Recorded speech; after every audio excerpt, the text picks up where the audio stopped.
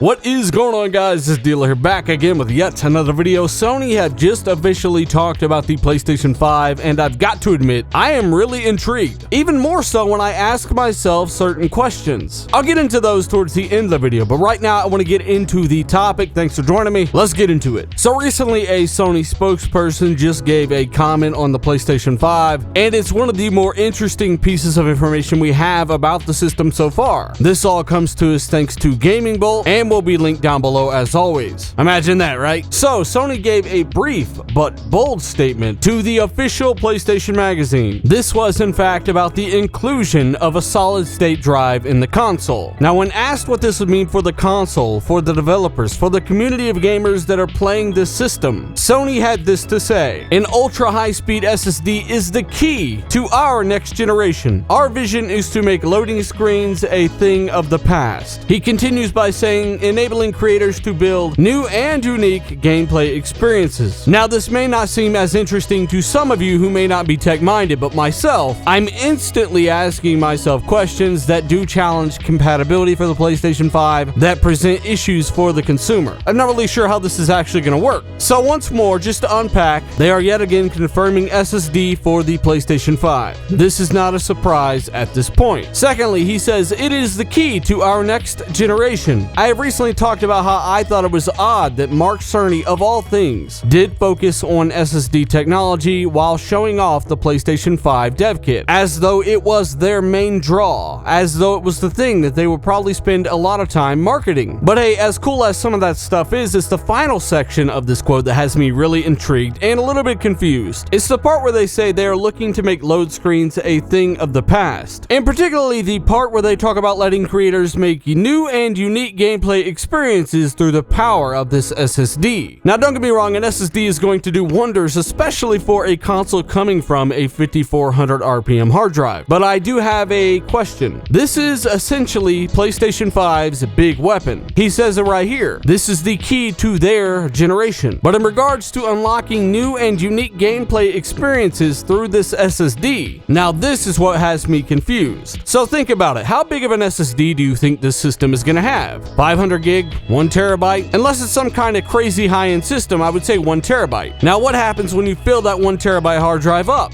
Can you not then plug in an external like you can today and utilize that? What happens if that external is not at least just as fast as an SSD? Can you not then play those games that need an SSD to have these new and unique experiences? I mean, he says it right there. This SSD unlocks new and unique gameplay experiences, meaning previously unavailable, meaning previously impossible without SSD storage. And that's really what had me wondering about these SSDs in the consoles anyway.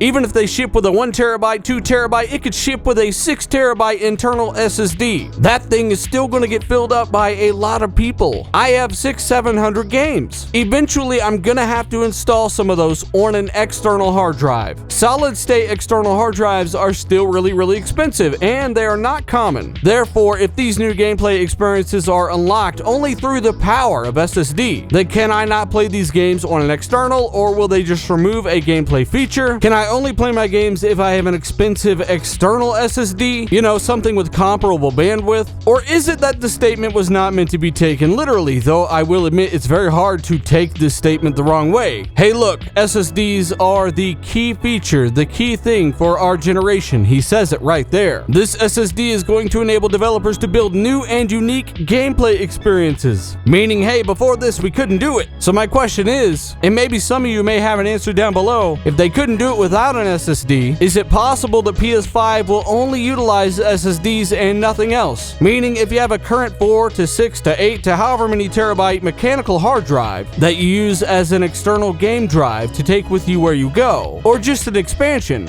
could it be that that will just not work on your PlayStation 5? Because I gotta admit, it's really hard to kind of take this the wrong way. I mean, at the end of the day, it's great to ensure that quality of lightning fast load times across the board, but you're also removing a big part of your compatibility compatibility going forward. You're also making the consumer pay a substantial chunk of money if they want to have more games installed. And no matter how you want to cut it, nobody wants to do that. Personally, I feel that Microsoft will allow you to continue using the external hard drives that you have. Same for controllers and headsets. Let me know what you think down below. And as you guys know, hey, I'm more of an Xbox guy, but I thought this was really interesting, and I figured if you're subscribed to this channel, you're probably going to end up hearing this news anyway. You might as well hear it from someone that's actually going to approach this pretty logically. If Microsoft said the same thing here, I'd be like, so what does that mean? I need an SSD external drive, or those games and that feature won't work? I'm trying not to take the guy's comments literally, but with the way that he worded it, and it is a direct quote, it's kind of hard not to do. So once more, let me know your thoughts down below. Thank you so much for supporting this video, even if you're not into PlayStation. Hit that like button, it is much appreciated. If you get a second or two, maybe share this with a buddy, that'd be phenomenal. And of course, if you're new, hit that subscribe button. I guarantee a few different videos outside of the podcast a week. Check out the links down below. I'm Dealer, I'm out.